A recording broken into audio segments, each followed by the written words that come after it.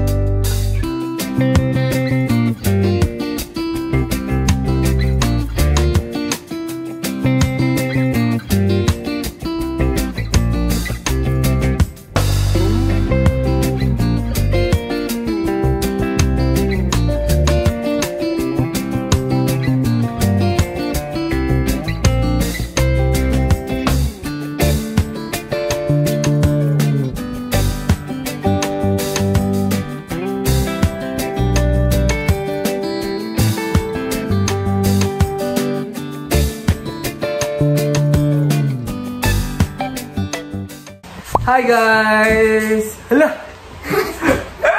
Nandito sila kaya at si Mami and nagpaluto kami sa kanila ng tahong. Yan ang ulam natin for... Aray ko! Ulam natin ngayong lunch. Kahapon pa sila nandito actually.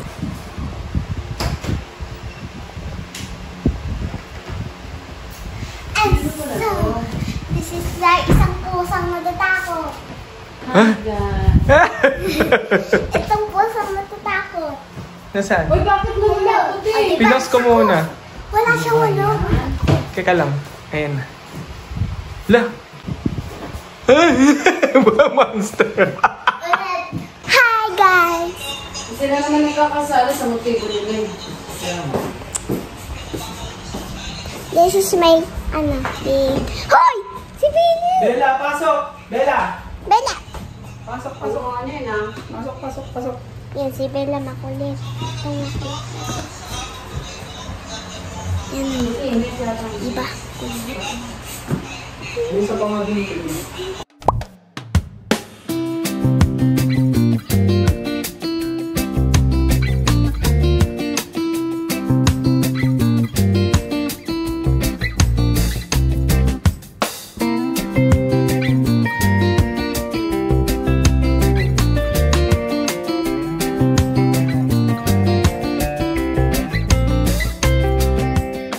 Hi guys! Good morning! It's already 8:30 in the morning and today is March 19.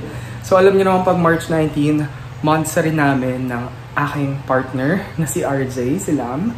So it's our 39th monthsary. Ang hinanda ko lang is very special. Hihira kami magluto ang dalawa ni Lam. So ngayon ay nag-prepare ako at nagluto ako, nag-effort ako kasi medyo tight ang budget namin. Hindi muna kami kakain sa labas or anything. Ang ginawa ko na lang is sabi ko magpe-prepare na lang ako ng something to make it special para sa aming dalawa ni RJ. And alam ko naman na kahit sobrang late lang ng ginagawa ko, na-appreciate talaga yun ni Lam. And I'm so very thankful kasi ganun siya. So ang ginawa ko ngayon ay nandito ako sa labas, nagluluto ako ng corned beef. So makikita nyo dyan sa susunod na clip kung ano yung ganap sa corned beef. Ang gusto kasi namin sa corned beef is yung crispy siya. Wala na yung sabaw-sabaw and anything.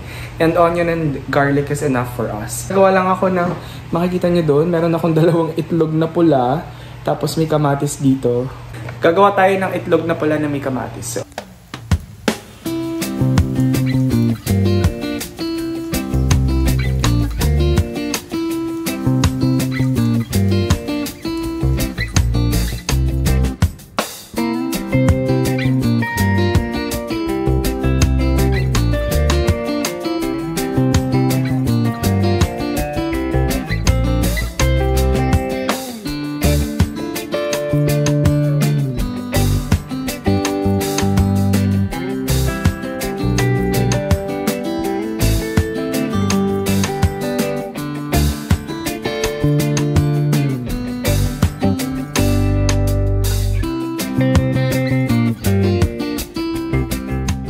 good morning everyone!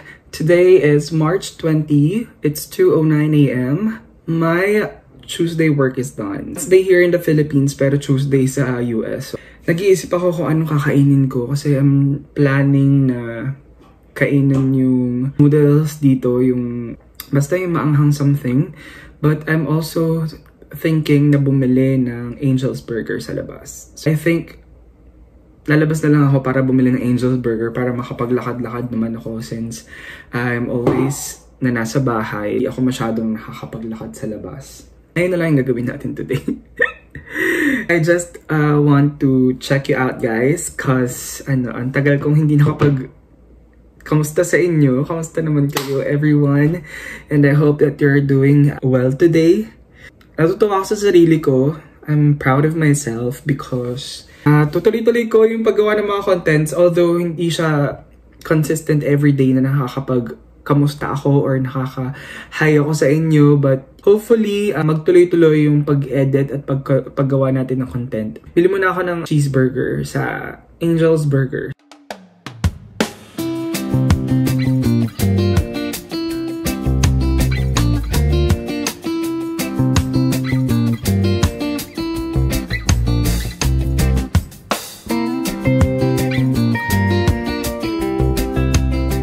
Hi guys, good morning. It's March 21. It's Thursday today. It's 4:30 in the morning. So kanina pa ako actually tapos mag-work. Tinapos ko kasi yung pag-edit ng vlog para may upload ko siya this coming Saturday. So kasi dumating na parcel kanina, pero kasi dumating to late na, parang patulog na kami kaninang hapon. So yun ko na lang siya i-unbox. Umorder kasi ako ng sabon ni Bella and ni Ash. Ang lagi namin ginagamit na sabon ni Bella and ni Ash is from Clisora Pets. Ito yung this one. Ang tanggal. Yun, Madre de Cacao. Clisora Pets Forever Fresh. Order ko ng dalawa. It's 55 pesos each. Tapos naka-free shipping. So parang ang binayaran ko lang is 110 pesos. Well, hiyang si Bella and si Ash dito. And sobrang ganda kasi dahil nga Madre de Cacao. So I recommend this one as well. Aside from that, sobrang daling magpabula nito kasi ikukuskus mo lang sa fur nila. Bubula na agad siya. So sobrang bilis din banlawan. So this one is my recommendation. Dahil nga nag-film na rin ako ngayon, diba gusto niyo yun, lumipat ako ng ibang pwesto. Pumasok tayo dito sa room. Sasabihin ko na rin sa inyo yung balita about dun sa result ng pagpunta namin sa veterinarian ni Bella and ni Ash, since kasama na rin naman namin kayo sa journey ng pag-aalaga namin kay Bella and kay Ash, and lahat kayo ay ninong at ninang. We went to Manila Feline Center. That was 2 weeks, hindi pa naman, a week ago, nung Friday lang yun, I believe. Pina-check na rin namin si Bella and si Ash kasi nga, papansin ko na palaging nagkakamot si Bella. Though si Ash hindi naman frequent yung pagkakamot niya, pero si Bella napapansin ko sobrang nagkakamot siya ng ears niya. Lagi ko namang nililinis yung ears nila every week. Hindi ko lang malaman na mga nakaraang araw, sobrang laging bilis dumumi ng tenga nila. So medyo nagwo-worry ako, kaya sabi ko kay RJ, dali na namin sa vet para ma-check na sila dahil nga, alam nyo na, kapag may something or different or may napapansin kayong different sa inyong pusa or dogs, make sure na dalhin nyo na sila sa vet for them to check. So, nung dinala namin, pina-check namin, and then, actually, sobrang ganda ng ambience ng place. Ngayon, to cut the story short, pinatest nung vet si Bella and si Ash for ear mites, and then they found out na, yun nga, meron yung ear mite si Bella and si Ash. Mas matindi yung ear mites ni Ash, yung kay Bella mild lang, but they have to undergo treatment para maging maayos at mawala na yung ear mites sa tenga nila. And then, habang nandun kami sa vet, they required na ipaswab si Bella and si Ash para makita kung talagang confirmed. Pero kasi, initial check pa lang naman ng vet na meron silang ear mites. So, kinonfirm siya via microscope and nakita nga doon na meron nga talaga. Niresetahan na kami ng medicine, and we are religiously following the recommended prescription ng doctor or ng vet na everyday daw ay linisin yung tenga nila and then patakan ng Otiderm. So Otiderm is very good actually dahil napapansin namin na gumaganda at nag-i-improve yung ears ni Bella and ni Ash, and no kamot talaga sila. Wala nang kamot-kamot. Aside from that, dahil nga si Ash ay excessively shedding, so niresetahan din kami ng vet na bumili ng omega na supplement for them. Hindi lang para kay Ash, kundi para kay Bella na rin. So we also bought that. Ito yung kanilang prescription. So nandyan nakalagay lahat ng mga bibilhing gamot. And nabili naman namin lahat. Thank God. Tapos nagpagawa na rin kami ng panibago nilang booklet for their vet. Their pet wellness journal. Simula nga kasi nung araw na yun na dinala namin sila, doon na kami lagi pupunta. Doon na kami lagi magpapavet. Dahil nga, itong clinic na to ay exclusive for cats only. So, hindi kayo pwede magdala ng mga dogs or anything. So, kaya nga siya tinawag na Manila Feline Center. Yun lang yung update kay Bella and Ash. And so far, they are doing well sa kanilang sakit. Sakit ba tawag doon? Hindi ko alam. Infection or whatever. But basta yun. And I am positive na mawawala na talaga yung ear mites nila. And pagbalik namin doon, isa-swab ulit sila to check if gumana ba talaga yung gamot na ginagawa or paglilinis na ginagawa namin everyday. Sobrang hirap pa lang ng ganun nung kapag nagkaroon ng ear mite. So alagaan niyo yung mga pets niyo, especially cats and dogs, kasi sila talaga yung sobrang prone na magkaroon ng ear mite. So thank you so much sa vet, sa Manila Feline Center for being so hospitable and sobrang caring, sobrang ang ganda ng service talaga nila, and I can recommend it lalo na sa mga may mga alagang cats malapit sa Cubao. So you can search their Facebook page, Manila Feline Center. Hi guys, good morning. It's March 22. It's Friday today and walang pasok si Lam, kaya naman namalengke kami kaninang umaga and we bought some ulam. Hala? Bumili kami ng ulam and nagluluto na si Lam ngayon. Siya talaga ang cook dito sa bahay. Nagluluto kami ng pritong talong and pritong tilapia for lunch. O, diba? Sana kumain na rin kayo kung napapanood nyo itong vlog na to. See you later. At habang nagluluto sila, ito na si Bella. Update kay Bella. Ayan. Sobrang taba and sobrang lusog na nila talaga. Kaya ganyan yung fur niya dahil nililinisan namin yung ears nila everyday. Because nagkaroon sila ng ear mites pareho ni Ash. Di ba nasabi ko na sa mga recent vlogs ko. But yeah. Siguro after ng treatment for 2 weeks, tsaka na lang namin sila paliliguan. Ito naman si Ash. Hi, Ashton! Si Ashton naman, binigyan din ng gamot for fur. Dahil excessive yung kanyang paglalagas. Mukhang okay naman na and it's getting better dahil lumahaba na yung balahibo niya. Kita naman. Ash, tingnan mo naman yung camera. Agay. And malinis na rin yung ears niya. Ayun na yung ulam namin guys. Luto na. Kakain na tayo. Tapos gumawa lang ako ng sausawan. Bagoong nasuka ng may sili. And then, ito yung tilapia tsaka yung talong. Tapos may malamig na coke. At meron tayo doon 2 pirasong mangga. At manonood tayo ng mga vlogs. Vlogs ba to? Or ay, movie pala. Ayan. Let's eat. Good morning everyone. Happy Sunday. Today is March 24. And right now, nandito ako sa may kitchen namin dahil nagluto ako ng spam for our lunch. Here. Dito ako nagluto dahil mag-fried rice kami. So, dito ko na siya niluto. Kaya nasunugan tayo sis. Actually, pwede naman na hindi lutuin yung spam pero bet kasi namin na iniinit siya. Nasira ka. Sobrang hirap magluto. Dahil matagal-tagal yata ako hindi nakapag-film. Matagal ba? Parang nakapag-film naman ako ng makarang araw.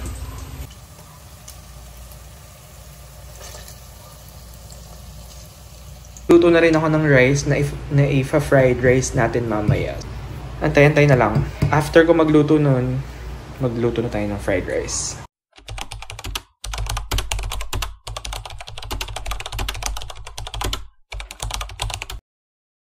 Hello guys! Good morning! It's Monday today! Monday na naman guys! Monday na naman! Ang bilis talaga ng araw at panahon. Anyways, today is March 25. It's already 12:55 in the morning.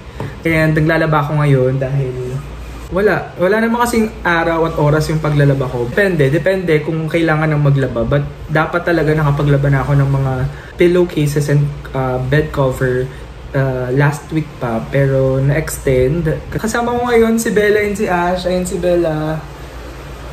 Ayun naman si Ash na palaging dinudungaw dyan sa may pintuan. Hindi ko alam kung ano. Sila naman nasa office ngayon. At ako ay wala pang pasok. Mamayang gabi pa. So, hi! Holy Week na guys! Saan ang lakad nyo? Sana ay mag-ingat kayong lahat sa mga pupuntahan nyo. Yung mga magta-travel, mag-ingat kayo. Mag-pray muna kayo bago kayo umalis. Kami ni RJ wala. Dito lang kami sa bahay. Wala kaming ganap. We decided na mag-stay lang dito sa bahay dahil wala kaming plans. Hindi kasi kami masyadong mahilig umalis. Ang hilig talaga namin is kumain. Yun lang talaga. Pero gusto ko nga sana na mag-travel vlog. But let's see. It requires a lot of time, effort, and of course money. Kailangan ng pera dun. So, we will see. Hanggat bata, mag-travel kayo. Coming from me na hindi mahilig mag-travel. Pero, ayun nga. Hanggat bata, mag-travel kayo.